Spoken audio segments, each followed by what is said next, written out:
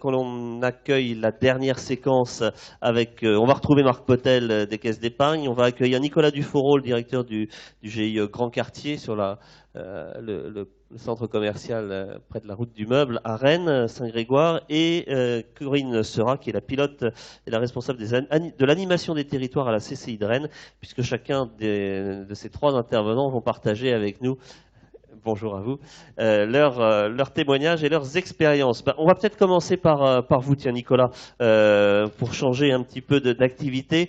On va prendre la direction du centre commercial Grand Quartier dont vous avez la responsabilité, et plus particulièrement la dimension numérique de cette activité de grande distribution, puisque vous avez mis en place, vous aussi, une plateforme, une marketplace, comme on dit maintenant. L'idée, très clairement, c'est de permettre de faire ces courses différemment, presque canapé, d'aller moins mais mieux finalement dans ces boutiques du centre commercial, et puis celles aussi, les enseignes qui sont installées le long de cette fameuse route du Meuble. J'ai résumé évidemment rapidement et sans doute imparfaitement, mais c'est bien cette idée-là de monter en qualité de relation client. Absolument. En fait, quand on a démarré cette expérimentation il y a 2 ans, je vais faire le parallèle aussi avec ce qui se passe dans le retail, puisque bon, nous, on est d'abord un centre commercial avec le retail, c'est la vente au détail. C'est la vente au détail, oui, les magasins de distribution spécialisés, organisés. Donc, il y a 2 ans, l'organisation des magasins en web to store était pas forcément aussi développée que maintenant. Donc, je vais faire le parallèle avec aussi notre rôle qui est aussi être un laboratoire aussi d'expérimentation aussi pour les enseignes qui sont présentes chez nous. Mais pour revenir à votre question, donc on a lancé cette expérimentation il y a 2 ans avec 15 magasins, et effectivement l'objectif c'était de permettre à nos clients de pouvoir bénéficier d'un certain nombre de services en améliorant leur mobilité, c'est-à-dire globalement en essayant de ne pas venir pour rien, pour faire simple, et donc de pouvoir chez eux, en mobilité, au travail, dans la maison, dans leur canapé, préparer leur visite, et donc de pouvoir prendre contact avec le magasin en sélectionnant un produit. Sélectionner, réserver, mettre à disposition, ça va jusque-là. Exactement. Alors aujourd'hui, le potentiel de la place de marché est assez important, mais on a d'abord voulu expérimenter de manière très concrète les fonctionnalités de cette place avec un service qui est assez, comment dire, assez psychologiquement compatible aussi avec le magasin physique. Je vais peut-être y revenir tout à l'heure, mais avec les équipes de vente. Donc il était hors de question de démarrer par la commande, par exemple. La commande et le paiement, au-delà des aspects techniques, mais de pouvoir trouver un service qui facilite la venue du magasin pour que le paiement ou l'achat se fasse quand même en magasin. Donc on est cette dimension ultime là, en physique. Donc pour dire les choses autrement, ce n'était pas un site de vente en ligne. Voilà. Donc le service qu'on a développé sur les 15 magasins, c'est la réservation et la prise de rendez-vous. Donc concrètement, c'est qu'un client aujourd'hui peut, de chez lui, de sa tablette, enfin, de tous les outils de mobilité, prendre contact et rendez-vous avec un magasin pour s'assurer de la disponibilité d'un produit. S'assurer la disponibilité, s'assurer de la disponibilité d'un produit et du vendeur, et puis ensuite de vivre dans le magasin, parce que c'est aussi l'objectif de monter en qualité de service, de vivre une expérience un peu différente de celle d'un client entre guillemets lambda, pardonnez-moi l'expression. Mais c'est tapis rouge à l'arrivée, c'est ça? Oui, enfin l'idée on a construit aussi avec les équipes, puisque c'est tout l'objet de BMA de co-construire avec les équipes une relation de client fluide avant, pendant et après l'achat, donc de pouvoir effectivement quand on vient au magasin d'être accueilli un peu différemment, on aime bien dire un peu comme un VIP avec effectivement un certain nombre de services associés, le petit café, les produits qui sont préparés par la vendeuse pour le client, etc. Donc c'était ça le début, la promesse. Et on a voulu vraiment se focaliser vraiment là-dessus, sur le rendez-vous et la réservation produit, avant de peut-être aller au-delà. Et quand je disais tout à l'heure qu'en parallèle, depuis 2 ans, on voit que dans le retail, les enseignes de distribution se sont mis effectivement à développer de manière extrêmement rapide et importante toute cette logique multicanale. Donc ça sert aussi les enseignes qui nous ont rejoints dans la plateforme, aussi de laboratoire, et puis de pouvoir s'assurer qu'effectivement en amont on a un client qui est satisfait déjà du contact, et puis bien évidemment dans la fidélisation. Un client satisfait, c'est un client qui revient généralement. C'est une manière de fidéliser aussi. Oui, c'est d'abord un client qui dans son premier acte à l'achat, se déplace pas pour rien. On est toujours dans cette idée de j'ai préparé ma visite en m'assurant que le produit que je vais venir chercher est disponible. Ouais. Ça, c'est super important. Pas plus tard que ce matin, je discutais avec en préparant un peu la table ronde, avec un magasin qui me disait hier, elle a eu une cliente qui a sélectionné un produit et le produit n'était pas disponible. Donc, elle a appelé le magasin et le magasin. Donc, elle ne s'était pas déplacée. Elle devait se déplacer ce matin et elle se déplacera que demain puisque le magasin va faire venir le produit en question pour qu'elle puisse venir effectivement. Donc, concrètement, voilà une illustration de l'usage de cette plateforme qui doit servir effectivement à un vrai confort d'achat déjà avant la visite. Il n'y a pas un risque, si on y va moins souvent dans vos magasins, que de dépenser moins, du coup? Alors, souvent dans les centres commerciaux, il y a un indicateur, c'est l'indicateur du trafic. Il faut du trafic parce que ça aide à augmenter les loyers. Donc, en l'occurrence, effectivement, il va falloir Si on fait baisser le trafic. il va falloir s'habituer à faire peut-être un peu moins de trafic, mais l'essentiel, c'est le résultat. Donc, moi, ça me va bien si on perd un peu de trafic, pas trop, mais un peu, et si on augmente les paniers moyens. Et donc, aujourd'hui, on s'aperçoit dans les premières statistiques que nous avons dans les 15 magasins qui participent à l'expérience, c'est que globalement, on a des augmentations de paniers entre 20 et 30%. Vous l'expliquez comment ça? Parce que justement, la qualité de l'accueil que vous venez de décrire met suffisamment en réceptivité ou en confiance que le client est plus enclin à repartir avec un accessoire, avec un produit qu'il n'avait pas forcément immédiatement envisagé d'acheter. Le côté coup de cœur fonctionne bien dans ce cadre-là? C'est clair, c'est-à-dire qu'on vient pour un besoin, puisqu'on a sélectionné un produit, puis après c'est le travail des équipes en magasin d'accompagner le processus d'achat avec effectivement des ventes complémentaires, etc. Puis encore une fois, on rentre dans le côté un peu psychologique de la relation, c'est qu'un client qui est accueilli, pris en charge, effectivement, il va être un peu plus enclin à dépenser si effectivement la relation se passe bien. Donc c'est un facteur qu'on mesure aujourd'hui d'amélioration du panier moyen. Merci Nicolas. J'ai envie de faire le lien tout de suite à ce stade-là avec l'expérience de la Caisse d'épargne et vous, Marc Potel, parce que finalement, ce qu'on voit dans l'exercice, dans l'expérience de la marketplace de Grand Quartier, c'est que le numérique n'annihile pas la dimension relationnelle du client et du vendeur. Au contraire, c'est ce qui se passe aussi chez vous. Vos conseillers bancaires, ils se mettent aussi, il y a du numérique, mais il y a aussi de la proximité avec le client. C'est comme ça que c'est conçu. Je vais faire un jeu de mots. La banque mobile, c'est pas la banque dans le mobile, c'est quand le chargé de clientèle va vers son client ou quand le client arrive à le rencontrer. Donc en numérisant, il faut dénumériser la relation. C'est-à-dire qu'il faut faire de la qualité dans la relation, mais il faut augmenter. Donc la réalité augmentée, c'est pas celle qu'il y a sur les écrans, c'est quand on est en face avec en chair, en os. Et quand la relation entre le client et le vendeur, elle est incarnée. Je pense que ça, c'est important. Et qui peut, elle aussi, faire l'objet d'une préparation en amont. Alors, qui peut faire l'objet d'une préparation moi, je vais vous donner deux ou trois exemples. Donc, on accompagne la start-up qui travaille avec Grand Quartier parce qu'on croit beaucoup à ces notions de place de marché digitale, à une condition, une seule, c'est que la gouvernance, c'est-à-dire que les gens qui sont chargés de gérer cette question de la relation clientèle, mais aussi des données personnelles, elle soit reterritorialisée.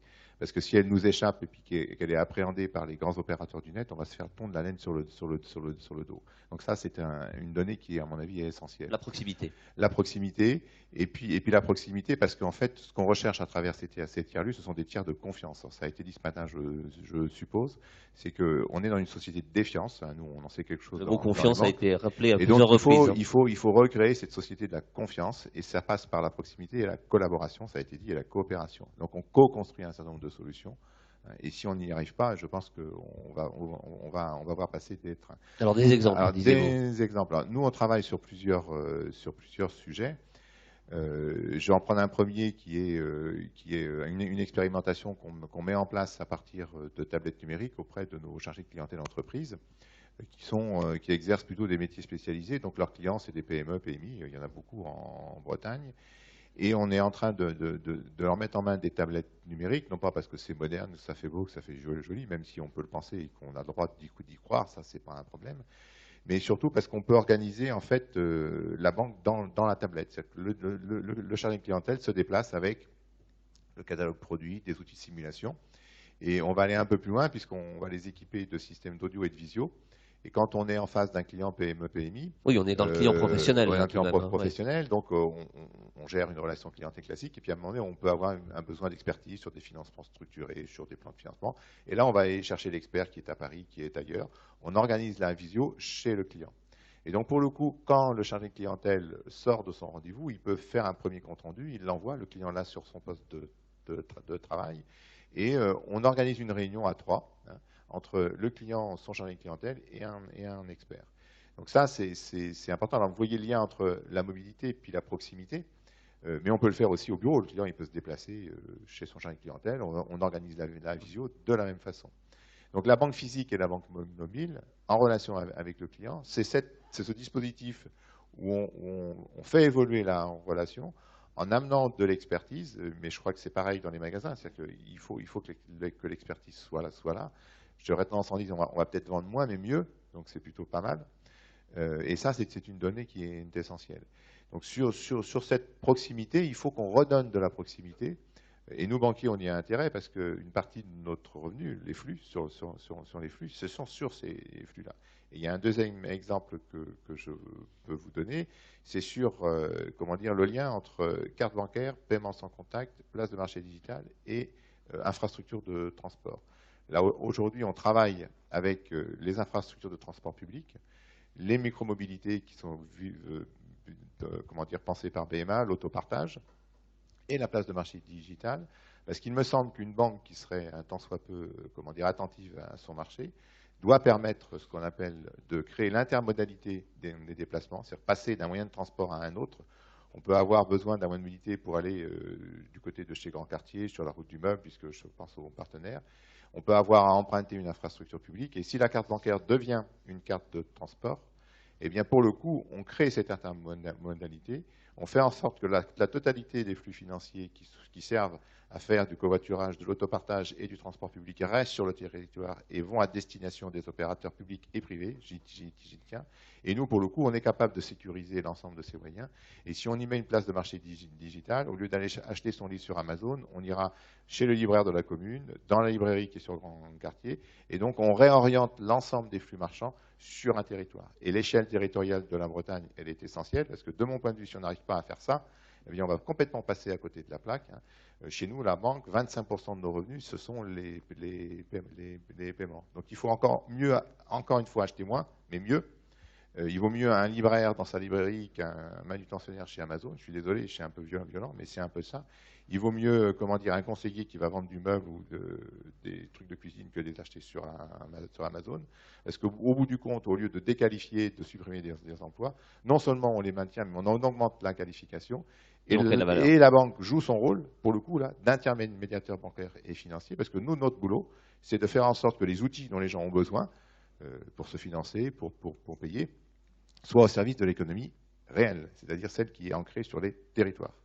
Et je pense que la boucle est bouclée. Et la boucle, elle est bouclée. Donc le numérique et la mobilité ont partie liée.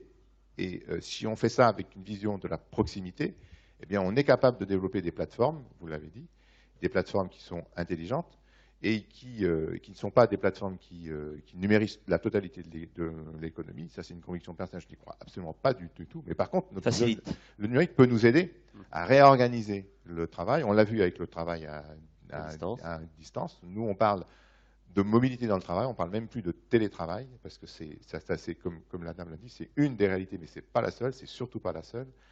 Et donc, ça passe par...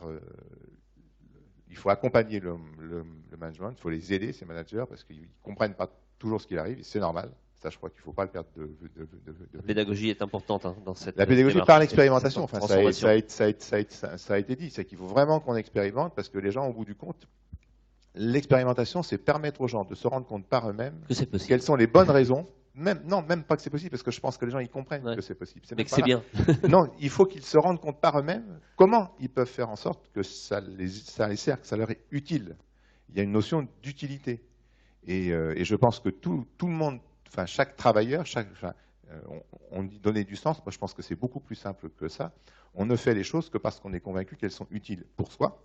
D'abord, ce n'est pas égoïste, c'est qu'on a besoin de sentir que le travail qu'on fournit est utile et que c'est utile aux clients, à l'entreprise et puis à l'environnement. Mais il y a une hiérarchie dans la perception de l'utilité, et je pense qu'il ne faut pas le perdre de vue.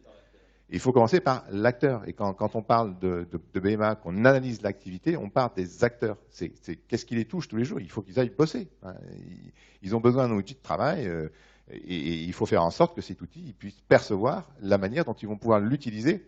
Parce que si c'est une contrainte de plus, ça ne va pas marcher, quoi. C'est juste pas possible. Donc voilà les deux petits exemples que je voulais donner. Merci beaucoup, Marc Potel. Desserrer les contraintes, c'est un peu ce que vous essayez de faire aussi à la CCI de Rennes, hein. Corinne Seurat, avec cette démarche de dématérialisation d'informations souvent à caractère réglementaire ou juridique en direction de vos entreprises adhérentes.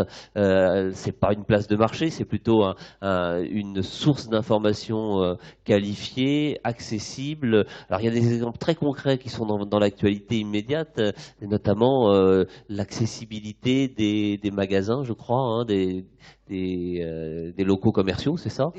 Il y a une réglementation très précise, il faut avoir rempli un papier avant le 27 septembre, il y a toute une batterie de tests, et grâce à vous, on peut le faire en ligne sans se déplacer, c'est ça? Grâce à nous, oui. En fait, la contrainte, effectivement, c'est une contrainte réglementaire, comme vous l'avez rappelé, qui existe depuis un moment, mais nos commerçants sont sur la partie réglementaire un petit peu réfractaires, donc ils s'y prennent forcément tard. Et donc là, on a dû mettre un petit peu sous la contrainte et dans l'urgence en place un certain nombre d'outils pour que tout le monde puisse s'y retrouver. Vous m'entendez? Oui. Parlez bien tout près du micro. Pour que tout le monde puisse s'y retrouver rapidement et sans avoir à stresser sur la dernière limite. Donc des contenus qu'on a mis en place sur notre site internet, des petites vidéos, la possibilité d'appeler, la possibilité d'avoir une réponse, la possibilité d'avoir un rendez-vous. Donc un ensemble de supports en fait divers pour répondre à tout type de demandes. Donc je dirais là on répond avec des choses qui sont obligatoires. Donc c'est assez facile parce que bon, le commerçant il a besoin, il va appeler. Après, là où c'est moins facile, c'est un petit peu dans ce qu'a évoqué Nicolas tout à l'heure, c'est la montée en compétence des commerçants. C'est-à-dire qu'on a des commerçants à côté de ça qui doivent s'adapter à des modes de consommation différents. Et là, quand on doit pousser des contenus un peu différents, ils n'appellent pas systématiquement. Donc là, on a un autre Alors comment vous transformez cet essai-là? Donc là, on s'est mis un petit peu en expérimentation. Et là, on est voilà, sur l'accessibilité, je dirais qu'on a été un peu plus vite. Mais c'était pas très difficile, finalement? Ça n'a pas été facile de le mettre en place, mais on se rend compte qu'on a quand même, il y a de la demande, on a la réponse, et finalement, ça marche. Donc, allez, à dimanche prochain, puisque la contrainte c'est dimanche prochain, on pense qu'on aura effectivement réussi à répondre à cette demande-là.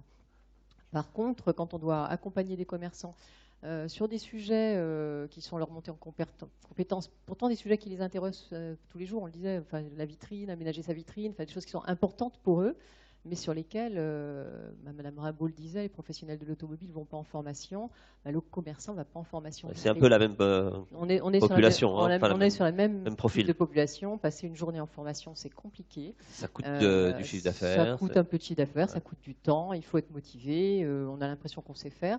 Donc l'idée, c'est qu'on puisse nous déployer avec un peu aussi en expérimentation avec la faculté des métiers, donc nos organismes de formation, des modules courts, des choses qui soient un peu innovantes, qui soient peut-être de la courte vidéo, 1 minute, 2 minutes, 3 minutes, 10 minutes, je ne sais pas ce qu'il faut qu'on fasse. C'est en cours de déploiement, de réflexion? C'est en cours de réflexion et ça va être en test, c'est-à-dire qu'à la fois on va avoir du contenu technique, mais ce contenu technique nous sert aussi de prétexte à l'appropriation du numérique. Bon, je dirais déjà l'accessibilité, c'était une première phase. On leur disait allez voir une vidéo, allez cliquer, faites un autodiagnostic. Déjà, rien que ça, ça change un petit peu. Oui. Ils étaient un peu obligés de le faire. On sait que nos commerçants ne sont pas forcément tous tout numériques. Nos clients ne le sont pas, mais ils y viennent pour beaucoup. Il y a des changements de comportement. Chez les commerçants, on doit à la fois accompagner aussi cette évolution, cette transformation et cette évolution et les amener tranquillement à aussi s'approprier toutes ces... Donc là, évidemment, c'est trop tôt à l'heure où nous parlons pour savoir comment ça va se dérouler, se déployer, mais c'est l'intention. Peut-être que d'ici 1 an, on pourrait avoir de nouveau cette conversation ensemble et avec quelques résultats ou quelques enseignements. Se dire comment ils l'ont pris, comment ils se sont appropriés, est-ce que c'est bien, est-ce que c'est pas bien. On va faire du présentiel en même temps, on ne fera pas que du numérique non plus, donc c'est un combiné de tout ça. Voilà, et puis il faut se dire que bon, dans un centre commercial, je faisais renvoi à Nicolas, c'est vrai que l'accompagnement, il est collectif, et collectivement, c'est plus simple d'y aller. Quand des commerçants sont isolés dans un centre-ville, c'est moins facile. Ouais, il ne partage pas. Il dit Alors, que c'est difficile en centre commercial c'est aussi. difficile aussi, oui. Il ne veut pas minimiser ce... On va peut-être vous repasser le micro d'ailleurs à ce stade et pour conclure, Nicolas, sur la suite justement, les prochaines étapes. On a l'impression qu'il y a plusieurs étages à la fusée. Expérimenter, c'est bien. Déployer, une fois qu'on a validé, c'est encore mieux. Ça sera quoi la suite? Alors, déjà, le premier conseil, c'est de dire qu'aujourd'hui, on est rentré dans un monde dans nos activités où globalement le digital et le magasin physique sont obligés de se marier. Enfin, on voit bien, l'actualité au quotidien nous montre que les pure players ouvrent des magasins, que les retailers ont développé des outils digitaux. Donc ça, c'est la réalité. Donc on est bien dedans. Moi, je voulais juste, pour moi, l'étape d'après, elle est à la fois technique, donc il faut qu'on continue à monter en puissance, qu'on ouvre d'autres services qui vont favoriser la mobilité des clients. Puis je voulais rebondir sur ce que disait Marc tout à l'heure, c'est que pour nous, l'enjeu, il est comportemental, il est lié à l'accompagnement des équipes, les ressources humaines. C'est que très clairement, on pense, enfin, on a un levier qui est fabuleux et effectivement, moi, je partage complètement l'idée que c'est d'abord l'individu qui est concerné par le changement et donc s'il ne s'approprie pas effectivement la valeur ajoutée qu'il peut en tirer, on n'y va pas. Donc là, l'étape d'après, on est en train de construire avec la Chambre de commerce et avec l'Université de Rennes 2 un programme de formation qui va accompagner les équipes des 15 magasins pour justement leur faire prendre conscience et co-construire avec nous toute cette logique de prise en charge du client quand il arrive. De méthodologie finalement un peu éprouvée. Mon client que j'ai soigné en amont, avec qui j'ai pris des rendez-vous, des machins, comment je m'en occupe quoi, parce que bon, même si on a déjà bien travaillé en amont sur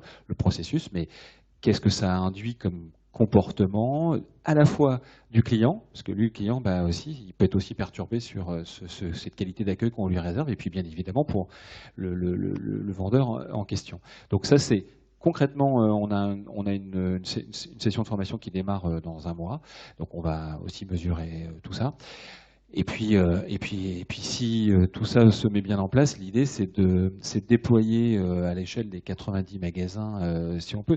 Moi, je crois beaucoup bien évidemment à la convergence des compétences. Donc, on aimerait bien. La démonstration par l'exemple. Peut-être que la réussite de certains va donner des envies à d'autres. Oui, et puis on a aussi, alors ça c'est une réalité. Puis on a aussi des grands groupes, notamment textiles bretons, qui sont aussi très en avance, ou en tout cas qui sont pas en retard. Et donc l'idée c'est aussi d'un moment donné de mutualiser. Corben, par exemple, mutualiser toutes ces compétences pour qu'à un moment donné, on puisse accélérer le développement de ce dispositif qui est, à mon sens, très vertueux, valorisant pour le client, valorisant pour les magasins, leurs équipes, et puis générateur de business, quoi, bien évidemment, parce que c'est quand même un peu le nerf de la guerre.